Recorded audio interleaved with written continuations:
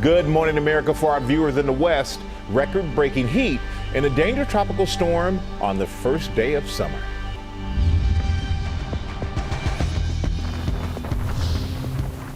Tropical Storm Alberto slamming into coastal Texas. Neighborhoods flooded, homes battered. We're live on the scene. Now, where the storm is set to make landfall, as more than 70 million in 16 states are under heat alerts. Rising tensions, the latest fallout over the Israeli prime minister accusing the U.S. of withholding weapons, and how this will impact the situation on the ground. Exclusive with the mother of the American soldier who was sentenced to nearly 4 years of hard time in a Russian penal colony. New Louisiana law making it mandatory to post the 10 Commandments in all public classrooms. Run over, a driver ramming into two cyclists and speeding away. The latest on their condition after the hit and run. Urgent weight loss drug warning. What Eli Lilly is saying about counterfeits and compounds and how to spot the fakes. Fast food wars. Subway entering the battle for your buck. The president joins us for an exclusive. Will prices stay down? Shame at Stonehenge. Why the historic monument was vandalized. We're live on the scene. The GOAT's road to another gold. Simone Biles rising. Behind the scenes of the Olympian struggle. So, having these mental blocks in the gym recently. What she's saying about her exit in Tokyo as she gets ready for Paris.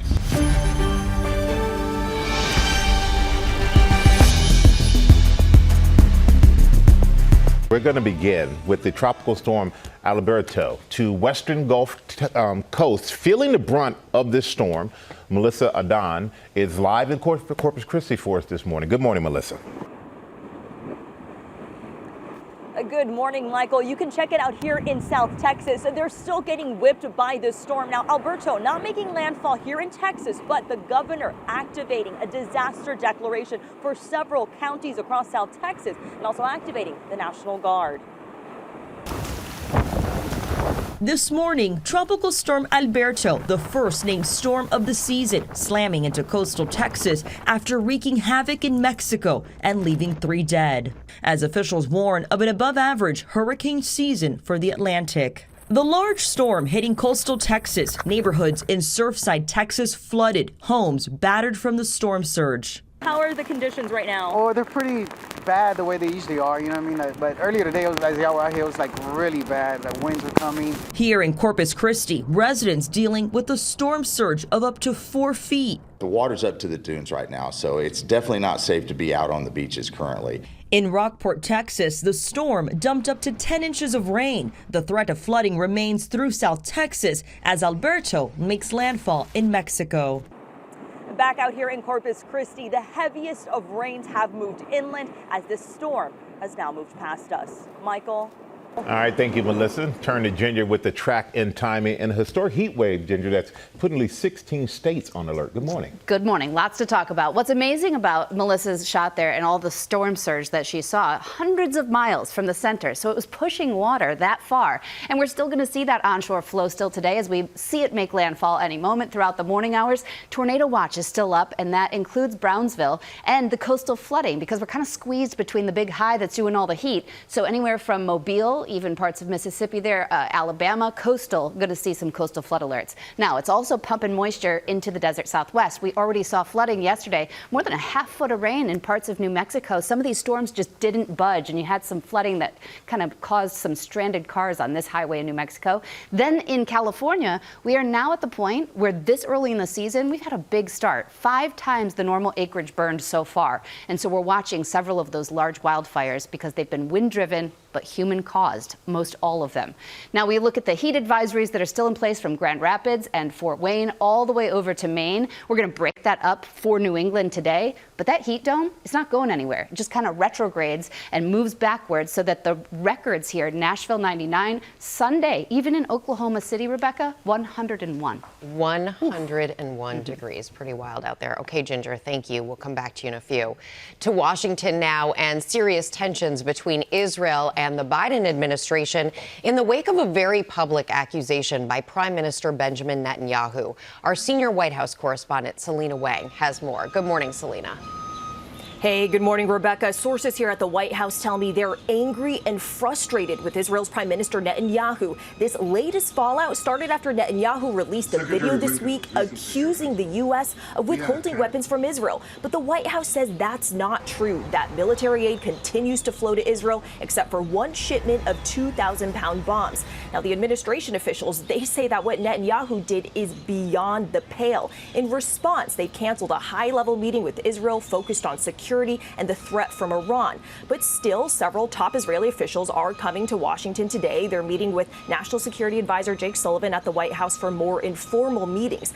But Rebecca, it is clear that this administration's patience with Netanyahu is running very thin. Despite that, Netanyahu is still planning to come to Washington next month and give a speech in front of Congress. So, Selena, the meetings will happen very likely, but how is this going to impact the situation on the ground? Yeah, Rebecca, well, look, it is not helpful for Israel to show that it has tensions with its main ally, especially at a time when it's facing these increasing threats from Hezbollah. This administration is deeply concerned about escalations between Israel and Lebanon. In fact, the White House even sent a top aide to the region to try and prevent this from turning into an all-out war. Rebecca? All right, Selena Wang. Thank you, Selena. Whit? Rebecca, turning to the American soldier sentenced to nearly 4 years in prison in Russia. The charges against Staff Sergeant Gordon Black involved an alleged altercation with his Russian girlfriend. Our chief global affairs correspondent, Martha Raddatz, is tracking the latest for us. Martha, good morning. Good morning, Whit. The Army Staff Sergeant went to Russia on his own without permission from the military to see his Russian girlfriend, and he is now facing years in prison. This morning, Staff Sergeant Gordon Black, jailed in Russia for over a month, now sentenced to nearly 4 years of hard time in a remote Russian penal colony. Black listening to the verdict from inside a glass cage. The multi-year sentence handed down just 2 days after the trial began. He looked like he was losing some weight. He looked kind of almost like he was distressed. I'm PFC Gordon Black. Staff Sergeant Black was detained in May after traveling from his base in South Korea to Vladivostok, Russia, without permission from the military and without heeding the strong warnings about travel to Russia from the U.S. State Department. Black's parents say he was there to see the Russian girlfriend he met when she was working near his base in South Korea. And he didn't really want to talk too much about her. The visit apparently turned sour. The woman claiming she and Black had a domestic dispute and accused him of threatening to kill her and stealing $115. In court, Black said he did take the money, but he denies all other charges. Black's mother, who says she warned him not to go to Russia, now worried about when he can return home.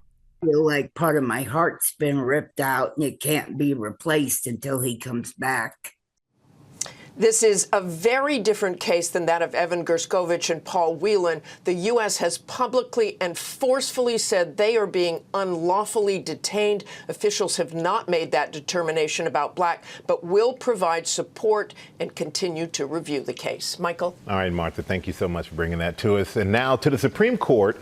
And the major decisions that are expected as early as today in key cases involving Donald Trump, January 6th, and abortion rights. Our senior national correspondent, Terry Moran, is at the Supreme Court with the latest. Good morning, Terry. Good morning, Michael. It's the home stretch for the Supreme Court. The justices still have about 21 cases left to decide. That's typical for this time of year. Among them, that blockbuster abortion case out of Idaho. It pits that state's ban on abortions unless necessary to prevent death against a federal law that guarantees that any person who comes to an emergency room gets emergency care, even in those rare and tragic cases when emergency care might mean the termination of a pregnancy. This is the biggest abortion case the court has taken since it overturned Roe versus Wade, and it could have impact on abortion bans across the country. And then there's the major case on presidential immunity. Donald Trump is claiming that he is absolutely immune from criminal prosecution for any of his actions trying to overturn the 2020 election, including January 6th, because Trump argues presidents cannot be prosecuted for any official acts they took while in office, and he says he was acting officially. And there are hundreds of members of the mob that attacked the Capitol on January 6th who say they have been improperly charged in their cases before the court. They say that the law prosecutors used was designed for business and financial crimes. And there are also major cases on homeless encampments, on social media, regulating social media, on guns for domestic abusers. So there's big news coming out of the Supreme Court in the coming weeks. Rebecca? Some very high stakes decisions there, Terry. Thank you. We turn now to that new Louisiana law requiring the 10 Commandments to be displayed in every public school classroom. Will Reeve joins us with more about it and the expected legal challenges. Good morning, Will. Good morning, Rebecca. Whatever your knowledge of or adherence to the 10 Commandments, those ethical imperatives inherent to Judaism and Christianity, if you're in a Louisiana public school classroom, they're going to be up on the wall. That, according to a new Louisiana law requiring the 10 Commandments to be displayed in every public classroom in the state from kindergarten all the way through state-funded universities by the start of 2025. The commandments must be on a poster-sized display with, quote, easily readable font and include a 4-paragraph context statement detailing how the 10 Commandments were, quote, a prominent part of American public education for almost 3 centuries, according to the legislation drafted by the Louisiana GOP. Opponents say it's unconstitutional, that it's an egregious melding of church and state. Supporters say the purpose of the measure is not solely religious, that the 10 Commandments have historical significance. And Will, this is going to face immediate legal challenges. Yeah, that's exactly right, Rebecca. Previous efforts to require the 10 Commandments to be displayed in public schools have been shut down by the Supreme Court. Legislators this time around hope that any suit brought before the Supreme Court would be met more favorably by its conservative majority. Currently, similar bills have been proposed in Texas, Oklahoma, and Utah, but thus far, Louisiana is the only state to successfully turn such a bill into law. All right, something to watch. We'll see how it plays out. Will, thank you so much. New this morning, an urgent warning about potentially counterfeit weight loss drugs. Manufacturer Eli Lilly saying fake and counterfeit versions of its medications could be dangerous. Eva Pilgrim is here to break it all down. Eva, good morning. Good morning to you. Buyer beware. These popular weight loss medications can be hard to find and expensive. And now Eli Lilly penning an open letter urging caution for people looking to take these drugs. This morning, a drug maker behind some of the popular drugs used for diabetes and obesity, Eli Lilly, with an urgent warning about fake and compounded versions of its Mounjaro and Zepbound medications. With intense demand creating shortages and their high price tag, many people turning to compounding pharmacies and online searches to find alternatives. Lilly writing an open letter saying it is deeply concerned with the online sale of fakes, saying they will never sell their medication on social media, sharing photos to help consumers see the difference between real and counterfeit products. Real Zepbound and Mounjaro have purple injection buttons, federally trademarked logos for the medication names, a triangular base cap in this trademark shade of gray, and each has the Lilly logo. Currently, there is a shortage of several doses of these weight loss medications, according to the FDA, allowing compounding pharmacies to make and sell versions of the drugs. Lilly testing some compounded products, saying they found issues ranging from bacteria to impurities, and in at least one case, a product that was nothing more than sugar alcohol. Never inject yourself with something you bought off social media. The most important thing we can do to protect ourselves is to buy them from a reliable source. And Lilly once again urging people not to use these medications for cosmetic weight loss. The company also filing lawsuits against some compounding pharmacies and med spas they say are taking advantage of people looking for these medications, but something people need to keep in mind because there are still shortages. Yeah. Big concern. Yeah, beware of the fakes. Yep. All right, Eva, thank you so much for that. I'm going to go now to the damage at one of the world's most famous historic sites. 2 climate activists have been arrested after spraying orange powder on Stonehenge. Lama Hasan is on the scene for us. Good morning, Lama. Yeah, good morning to you, Michael. Well, today is one of the most important days in the calendar for Stonehenge, which you can see right behind me because it is the summer solstice when the sun aligns with the stones, with celebrations starting tonight. It is open to the public today, but yesterday it was quite shocking to see those climate activists spray orange powder on some of the stones. This morning, one of Britain's most famous historical sites covered in orange paint. Watch as two climate activists run up to the ancient stones at Stonehenge, spraying fire extinguishers containing orange powder, vandalizing the 5,000-year-old monument. Other visitors rushing to try to stop them. Officers arriving on the scene, arresting the pair on suspicion of damaging the ancient monument. I think it's pretty awful. I think there are better ways to protest, and I don't think damaging a historic site is the way to do it. The activists from Just Stop Oil, known for their high-profile protests, previously making headlines for throwing tomato soup on Van Gogh's sunflowers in 2022, demanding the incoming British government end fossil fuel usage by 2030. The protest group claiming the paint was made of cornstarch, which will wash away in the rain. But experts say that's not necessarily true, that the ancient stones are porous and the cornstarch could have leached into the monoliths. I think the assumption is it's not going to damage because, oh, they're giant stones and they're outside and they've been here for thousands and thousands of years. But that's a leap of faith, and I don't think it's one that can be guaranteed. Well, English Heritage telling us that they are deeply saddened, but there is a sense of relief because they had been worried about the rain, but we've been blessed with this glorious weather, and they did manage to get all the powder off using specialized hand blowers, and they say there has been no visible damage, guys. Well, that's some good news out of all of this, Lama. Thank you so much for that.